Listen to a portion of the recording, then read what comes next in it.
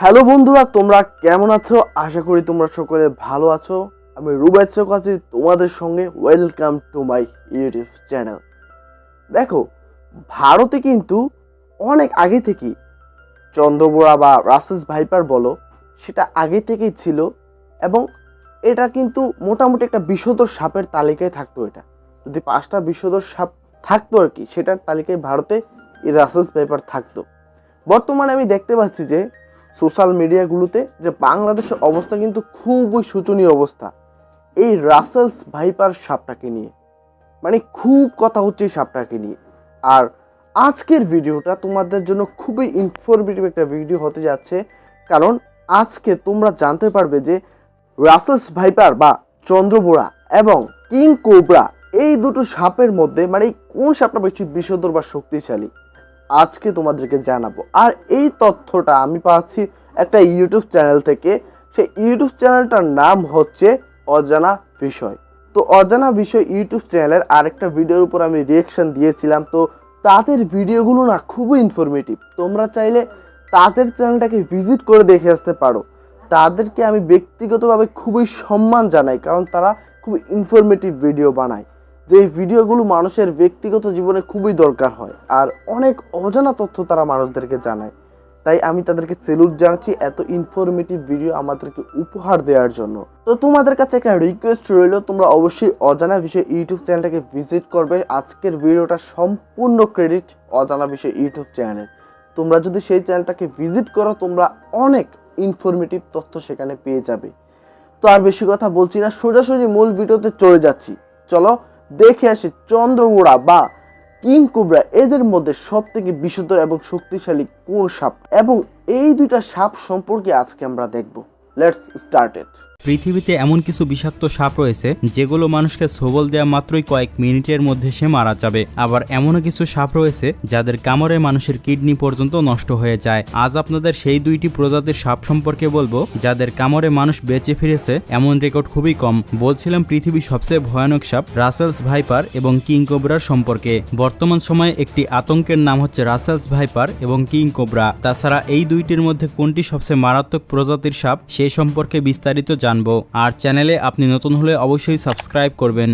তো Russell's viper সম্পর্কে বললে বর্তমান সময়ে একটি আতঙ্কের নাম হচ্ছে রাসেলস ভাইপার, যাকে কিলিং মেশিন বলা হয়। কারণ রাসেলস ভাইপার প্রজাতির সাপগুলো 1 সেকেন্ডেরও কম সময়ের মধ্যে মানুষকে আক্রমণ করে বসে। আর এরা যখন আক্রমণাত্মক হয়ে যায় তখন প্রেসার কুকারের সিটির মতো সাউন্ড করতে থাকে।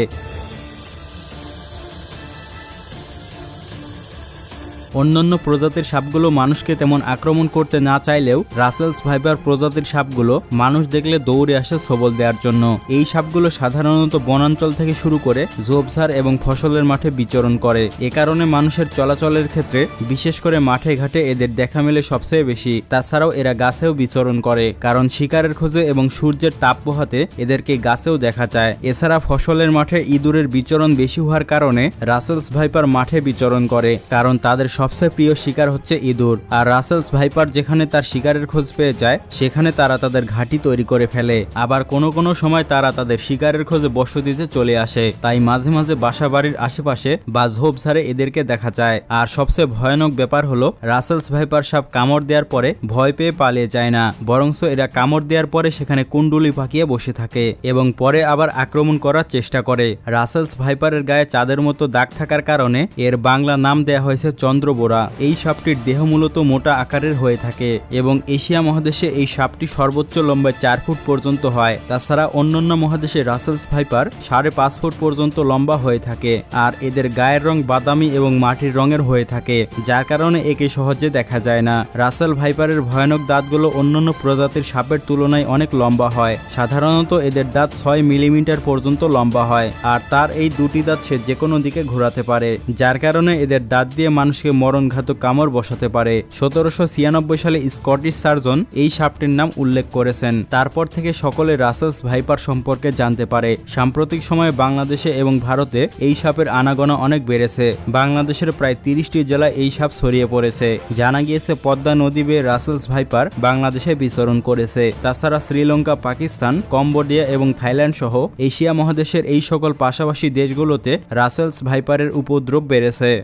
তো এবার কিং কোবরার কথা বললে পৃথিবীর সবচেয়ে রাগী বিষাক্ত সাপ হলো কিং কোবরা, যার এক কামড়ে একজন মানুষকে কয়েক মিনিটের মধ্যে শেষ করে দিতে পারে। কিং কোবরা সাপ মূলত পৃথিবীর প্রায় সব দেশে দেখা যায়। সাধারণত কিং কোবরা সাপ 18 ফিট পর্যন্ত লম্বা হতে পারে। তাছাড়া সাপের জগতে সবচেয়ে শক্তিশালী বিষাক্ত সাপ হলো কিং কোবরা। পৃথিবীর এমন কোনো মানুষ নেই যে কিং কোবরাকে ভয় পায় না। কিং কোবরা সাধারণত প্রায় সব জায়গায় দেখা যায়, বিশেষ করে ঠান্ডা জায়গায় তাদের সবচেয়ে বেশি বিচরণ। তাছাড়াও এরা ছোট বড় ঝোপঝাড় এবং জলাশয়ের পাশে থাকতে পছন্দ করে, তবে কখনো কখনো এরা তাদের শিকারের খোঁজে বিভিন্ন লোকালয়ে চলে আসে। বড় প্রজাতির কিং কোবরা সাপগুলো 3 থেকে 6 ফুট পর্যন্ত ফনা তুলতে পারে, যার কারণে দূর থেকে এরা সবকিছু অনুমান করতে পারে। একটি দংশনের ফলে কিং কোবরা যে পরিমাণ বিষ নির্গত করে তা 20 জন মানুষের মৃত্যুর জন্য যথেষ্ট।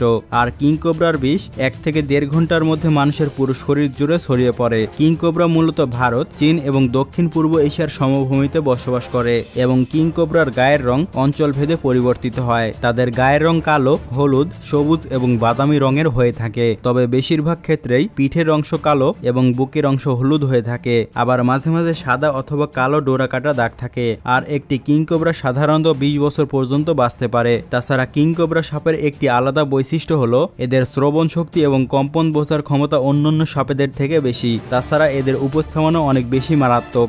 তো এবার কিং কোবরা এবং রাসেলস ভাইপারের বিষের কথা বললে, রাসেলস ভাইপারের বিষ পৃথিবীর অন্যান্য সাপের বিষেদের থেকে অন্যতম।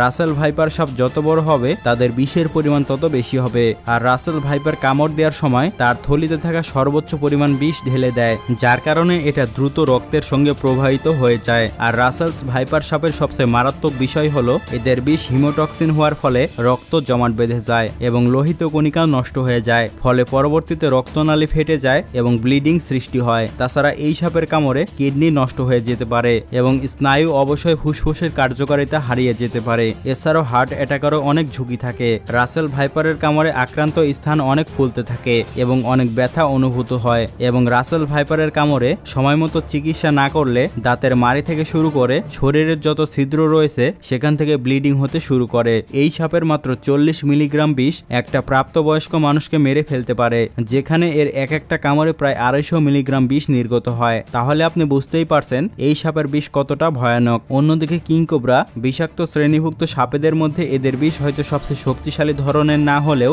এদের একটি মাত্র ছোবলে এরা যে পরিমাণ বিষ নির্গত করতে পারে তার 5 ভাগের 1 ভাগ পরিমাণ বিষ 20 জন মানুষ অথবা একটি হাতিকে মেরে ফেলার জন্য যথেষ্ট।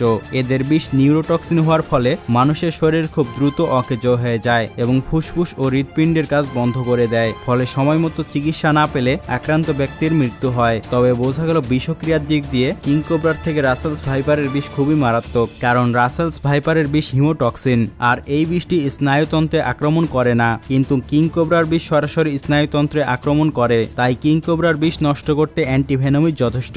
এ কারণে রাসেলস ভাইপার কামড়ালে শরীরের কোনো দিক দিয়ে বেঁধে ফেলা কিংবা ওঝার কাছে নিয়ে যাওয়া যাবে না, কারণ কোনো ওঝার ক্ষমতা নেই অ্যান্টিভেনম ছাড়া মানুষকে সাপের বিষ থেকে রক্ষা করতে পারে। অনেকে ধারণা করে থাকে যেহেতু বেজি যে কোনো সাপের সঙ্গে লড়াই করতে পারে তাই তাদের শরীরে অ্যান্টিবডি রয়েছে, কিন্তু আসল কথা হলো বেজি বিভিন্ন কৌশলের মাধ্যমে সাপেদের থেকে তার শরীরকে রক্ষা করতে পারে। তবে সাপের বিষে অনেক প্রাণী শেষ হলেও কিছু কিছু প্রাণী রয়েছে তাদের তেমন একটা প্রভাব পড়ে না, যেমন ঘোড়া, গাধা ও উটের সাপের বিষে তেমন ক্ষতি হয় না।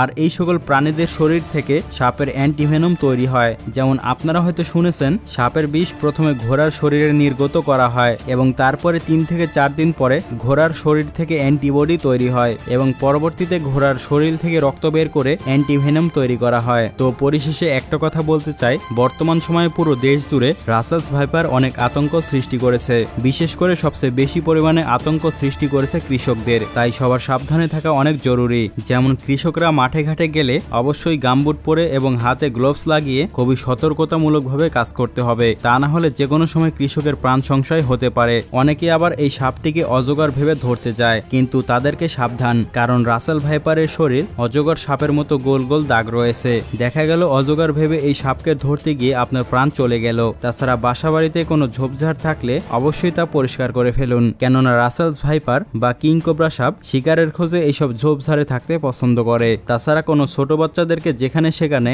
মানে ঘন ঝোপঝাড়ের মধ্যে যেতে দেয়া যাবে না। তাই নিজেই সতর্ক থাকুন এবং সকলকে সচেতন করুন। ভিডিওটি ভালো লাগলে অবশ্যই চ্যানেলটিকে সাবস্ক্রাইব করবেন আর প্রতিনিয়ত এরকম আরো ভিডিও পেতে অবশ্যই আমাদের পাশে থাকবেন। থাকবেন। দেখা হচ্ছে পরবর্তী নতুন কোনো এপিসোডে। তোমরা তো সম্পূর্ণ ভিডিওটা দেখতেই পেলে, তো সম্পূর্ণ ভিডিওটা দেখে তোমরা তো বুঝতেই পারলে রাসেলস ভাইপার মানে চন্দ্রবোড়া এই সাপটার বিষ সব থেকে বেশি মারাত্মক, কিং কোবরার থেকেও বেশি মারাত্মক এই সাপটার বিষ। তো তোমরা অবশ্যই সাবধানে চলাফেরা করবে। ভিডিওটার মধ্যেও ভাইটা কিন্তু সম্পূর্ণটা জানিয়ে দিয়েছে কিভাবে তোমরা সাবধানে থাকবে। তাও আমি তোমাদেরকে কিছু গুরুত্বপূর্ণ মেসেজ দিচ্ছি। ধরো তোমাকে বাই চান্স সাপটা কেটেই ফেলো, মানে সাপটা তোমাকে ছুবলেই মারলো, এখন তুমি কি করবে? যে কোনো সাপে হোক, বিষধর যে কোনো বিষধর সাপে হোক, যদি তোমাকে কামড়ায়, তোমাকে সর্বপ্রথম যেই কাজটা করতে হবে সেটা হচ্ছে তোমার যেই স্থানে সাপটা কাটবে সেই স্থানটাকে পুরো স্টেবিলাইজ করতে হবে, মানে নাড়াচাড়া করা যাবে না, একটা হালকা গিট দিতে হবে, সেই স্থানটার মধ্যেই দিতে হবে, সেই স্থানটার উপরে টাইট করে গিট দিবে। এগুলো কিন্তু কুসংস্কার। যদি তুমি বেশি নড়াচড়া করো তাহলে কিন্তু বিষটা খুব দ্রুত ছড়িয়ে যাবে শরীরে, তাই নড়াচড়া করা যাবে না। তারপর তোমাকে যেটা করতে হবে, খুব দ্রুত সরকারি জেলা হাসপাতাল বা উপজেলা হাসপাতাল সেখানে যেতে হবে এবং অ্যান্টিভেনম নিতে হবে। হ্যাঁ, কোনো ওজার কাছে যাবে না, কোনো গুণীর কাছে যাবে না, অ্যান্টিভেনম ছাড়া তুমি সুস্থ হতেই পারবে না। তাই তোমাকে খুব দ্রুত সরকারি হসপিটালে যেতে হবে, অ্যান্টিভেনম নিতে হবে। এইটা খেয়াল রাখবে যে তোমাকে সাপে কামড়ানোর 100 মিনিটের মধ্যে কিন্তু হসপিটালে যেতে হবে। যদি তুমি 100 মিনিটের মধ্যে হসপিটালে যেতে পারো তাহলে কিন্তু তুমি সুস্থ হয়ে বাড়িতে ফিরে আসতে পারবে। আর যদি রাসেলস ভাইপার তোমাকে বাইট করে তাহলে কিন্তু তোমাকে 90 মিনিটের মধ্যে খুব দ্রুত হসপিটালে যেতে হবে, না হলে কিন্তু তার যে বিষ, হিমোটক্সিক বিষ, সেটা কিন্তু খুবই মারাত্মক, রক্ত জমাট বেঁধে যাবে। তাই তোমাদেরকে আবারও বলছি, সময় নষ্ট করা যাবে না, দ্রুত হসপিটালে চলে যাবে।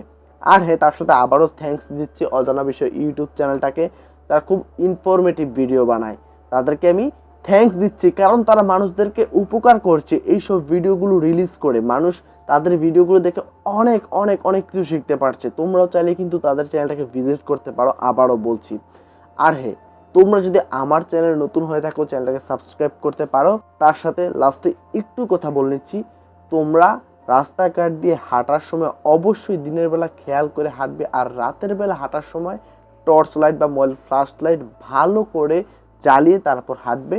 দেখো এখন যে সময়টা যাচ্ছে বর্ষার মরশুম, এখনও কিন্তু সাপ রাস্তায় উঠে আসে, তাই সাবধানে থাকবে, ভালো থাকবে, সুস্থ থাকবে। Tata, bye bye.